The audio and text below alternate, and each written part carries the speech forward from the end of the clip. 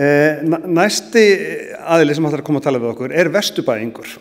Hún að vísa úr Hafnarfirði en kallaði sig Vesturbæing enga síður.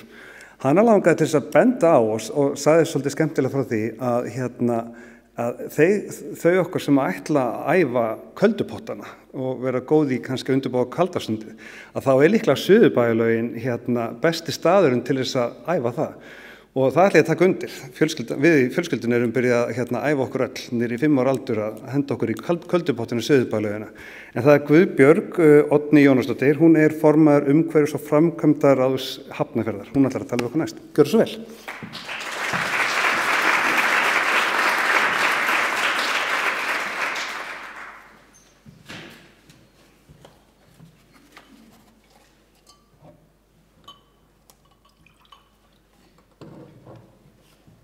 Já, sæl.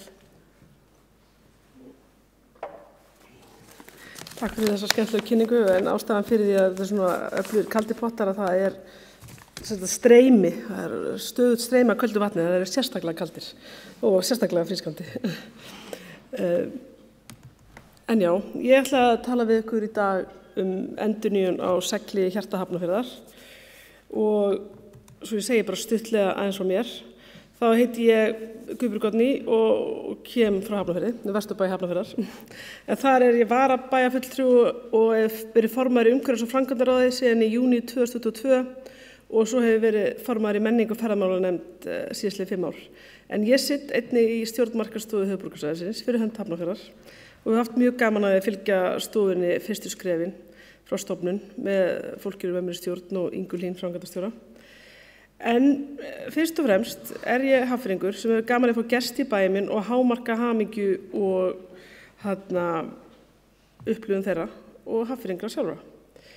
Þannig að þessi segull sem hefur endurnýjaður sem sagt Hellisgerði og ég ætla aðeins að segja ykkur frá því hvernig hann hefur farið í svona svolítið endurnýjun hjá okkur í Hafnarfirði á síðustu árum. En hann hefur gengið í gegnum svona endurnýjun lífdaga á síðustu árum. Að við höfum unnið að því markvissum hætti að endurbyggja garðinn vegna 100 ára afmælis hans. Og mér alltaf þótt þessi garður vera merkilegur, þótt hann hafi verið hversdagslegur með tímann sem ég alin upp í næstu götu og svona. En akkurat þess vegna hefur verið svo ánægilegt að upplifa að fullt af fólki að kynnast garðinum í fyrsta sinn og allt þess sem hann hefur upp á að bjóða, bæði fyrir innlenda og erlenda ferðamenn. En svo við förum svona stuttlega í söguna, eins og ég sagði, þá 100 ára afmæli garðsins á þessu ári. En það var stofnað fyrir 100 árum af fólki sem var mjög á undan sinni samtíð, varðandi gróðursetningu og grænna svæða í þéttbýli. En það voru félagar í málfundafélaginu Magna sem tóku sig saman með aðstoð bæjarins og stofnuðu garðinn. Þeir vildu fegra Hafnarfjörð og það væri einhver garður þar sem að Hafnfirðingar og gestir gætu notið hvíldar og ánægju í frístundum og svo voru haldið viðburðir og einnig til að vekja athygli á blóma og trjárækt. Við gerð garðsins, svo ennþá í dag við endurnýjun og hefur verið gætt að einkennum landslagsins, hraunið fær að njóta sín og garðurinn felldur að náttúrulegu umhverfi hans. En það einstakt að koma í Hellisgerði og fólk á öllum aldri nýtur fegurðarinnar, umhverfið og náttúran einn stór leikvöllur bæði fyrir börn og fullorðna. En Hellisgerði ber vitni mikinn metnað fárra manna sem lögðu á sig mikla vinnu til að draumurinn mætti rætast og komandi kynslóð geti notið. Ferðamenn komu til að skoða garðinn, svo merkilegur og fagur þótti hann í gamla daga. En það var svo árið 1988 á 80 ára afmæli Hafnarfjarðarbæjar sem að Hellisgerði var afhent bænum til eignar og hefur bærinn síðan viðhald og rekstur og umhirðu. En mátturinn í hrauninu og trjánum áþreifanlegur í Hellisgerði. Eða það kannski álfarnir sem sagðir búa í hrauninu. En það til huliðs heimakort sem byggðir álfa og huldufólksskráður eftir leiðsögn Erlu Stefánsdóttur sjáanda og hún segir Hafnarfjörður bær manna og hulduvera. Leið og hægt að skynja álfaverur í hverjum húsagarði hraunið sérlega lifandi með dvergum, jarðdvergum og alls kyns álfaverum. En hún hefur á samt annarri konu farið með ferðamenn í álfagöngur bæinn og tekist að markaðssetja Hafnarfjörð sem álfabæ og Hellisheiði sem miðpunktin. En það eru mest svona þýskir ferðamenn sem koma, en mér skilst að það hafi verið eitthvað svona smá, að fengi einhverja fjölmiðla umfjöllun í Þýskalandi. Þess vegna það svona, já. En álfahátíðin hefur verið haldin síðustu ár í Garðinum, hún er afar vel heppnuð og kaffhúsið sem er rekið þar ber nafnið Litla álfakaffi, þannig að það er verið að halda í þessa ímynd og fólk sækir í þetta. Og svo, þetta er þess að álfahátíðin sem var í sumar, mjög gaman, það fylltist alltaf af fólki.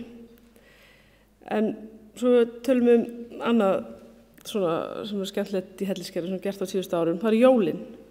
Hver hefur komið á aðvendinu í Hellisheiði og notið, já, ok, mjög margir, það komur ekki óvart. En Hafnarfjörður er jólabæinn, en við byrjum með jólaþorpið, það opnaði fyrst jólinn 2003, þannig að það er 20 ár í ár. En jólaþorpið hefur verið stolt okkar Hafnfirðinga og við hefum gaman að taka á móti gestum í aðdraganda jólana. Það hefur verið hefð fyrsta sunnudag í aðventu og það var einnig fyrsti sunnudagur þar sem var opið í jólaþorpinu. Að það var viðburður í Hellisheiði sem héti Jólaævintýri í Hellisheiði. Þar voru jólasveinar og systur þeirra og Grýla sem voru sveim í garðinum og tók á móti gestum. Það var svona svo lítil svona leiksýning og var bara mjög skemmtilegt og alltaf mjög vel sótt. En svo var það COVID-jólin 2020. Þá þurftum við að finna nýja leiðir í samkomubanni til að leyfa gestum okkur að njóta í jólaþorpinu og í nágrenninu. Við máttum opna jólaþorpið á Tórsplani af því að það var undir berum himni og samkomu og takmarkanir náðu ekki við það. En það mátti ekki vera dagskrá á sviðinu eins og fyrra ár og það er hvatt til hópamyndurar, en þarna var 10 manna samkomubann. Það var heldur ekki hægt að hafa viðburðinn Jólaævintýri í Hellisheiði, þá hefði einnig verið að hvet til hópamyndunar. En þá hugsuðum við, hvað getum við gert? Þannig að við fengum hugmynd. Hvað með að gera Jólaævintýri í Hellisheiði sem væri bara allan desember, þar sem allir getur komið og upplifa jólaævintýri á sínum tíma með sín fjölskyldu og vinum án þess að myndum bara búa til ævintýragarð sem fólk geti notið og forðast þannig á hópamyndun og bara gera eitthvað svona ævintýralegt fyrir fólkinu. Þetta var jólin 2020 og þið munið hvernig þetta var. En til að gera langa sögustutta þá kýldum við á þetta og mikilli vinnu starfsmanna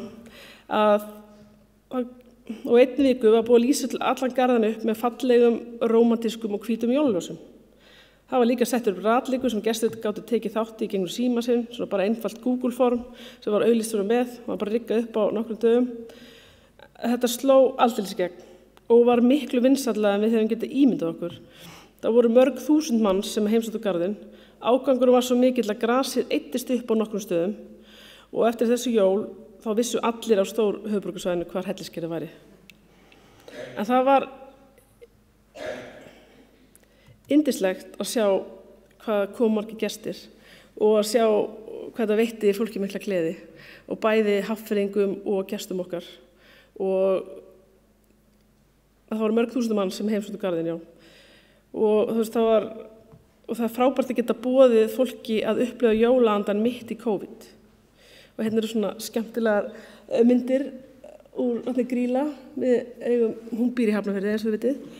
Þannig að þetta var svona skemmtilegt. Og svo þetta eru 2 myndir hérna úr einkarsafnu börnin mín með leikskólanum sínum. Það voru held ég allir leikskólahópar allan í Hafnarfirði sem fóru labbandi í Hellisheiði að skoða jólaljósin. Og það var eitthvað svo yndislega fallegt við það. En mamma er skrúðganga, spurði dóttir mín þá 5 ára þegar við vorum að labba upp í Hellisheiði úr jólaþorpinu fyrsta sunnudag í aðventu. Svo mikið var fólki að koma mót okkur þennan fallega sunnudag úr Hellisheiði og niður í jólaþorpið og ég bara hálfskammast mín því ég var mjög hrædd að einhver myndi halda þetta væri hópamyndun og við varum að hvetja fólk til þess. En þetta er svona mjög minnistætt og segir svona mikið bara hversu mikið að fólki koma það og það var mjög gaman.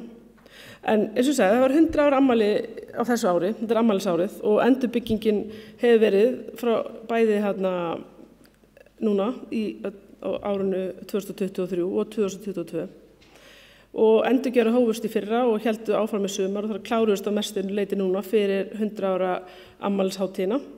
Og hérna eru myndir frá því, það var svaka mikið rigning, eins mikið rigning og var sól daginn eftir á álfahátíðinni og það var þjóðleg afmælisveisla með harmonikum og fánum og lúðrasveit en það okkur mikilvægt í Hafnarfirði að bera virðingu fyrir sögunni og halda Hellisskeri við svo sómi sé á því, bæði fyrir Hafnfirðinga og alla okkar gesti. Þannig að það hefur verið einstaklega ánægjulegt að sjá garðinn byggjast aftur upp. Og við berum virðingu fyrir sögunni, já, og viljum halda garðinu við. Við leggjum áherslu að sé fallegt í garðinum og á Hafnfirðinga og þannig að bæði innlendir og erlendir ferðamenn komið. Þegar svo við vitum, þá viljum ferðamenn koma það sem íbúarnir eru. En þetta var svona óvænt frægð eftir jólaskemmtingar 2020 og það auglisti sér svona sjálft. Það var ekkert auglist sérstaklega, það bara sáum allir jólaljósin, svo fóru allir að taka myndir og posta þessu svona og ég veit að það var einmitt fólk frá Pink Iceland sem kom og gifti sig og ljósmyndari sendi mig, má fólk gifta sig í Hellisskeri? Ég bara, já, ekkert mál. Og það líka gaman, ekki það ég hef gefið leyfi til þess, en það var örugglega allt í lagi, það var bara að enda á því. En þannig að það bara mjög skemmtilegt af því og við höfum bara mest svona lagt bara áherslu á Hafnfirðinga og það það sem að gefur okkur mest. Við vorum ekki að hugsa að fylla jólaljósin svo við getum fengið alla á Íslandi til þess að koma, heldur byggja upp fyrir nærsamfélagið og það var mjög skemmtilegt sko. Og hérna var garðurinn í Skrúða á afmælinu núna í ágúst og það eitt hjarta þar, þannig að við erum í hjarta Hafnarfjarðar en það bara takk fyrir að fá tækifæri til að segja ykkur þessu.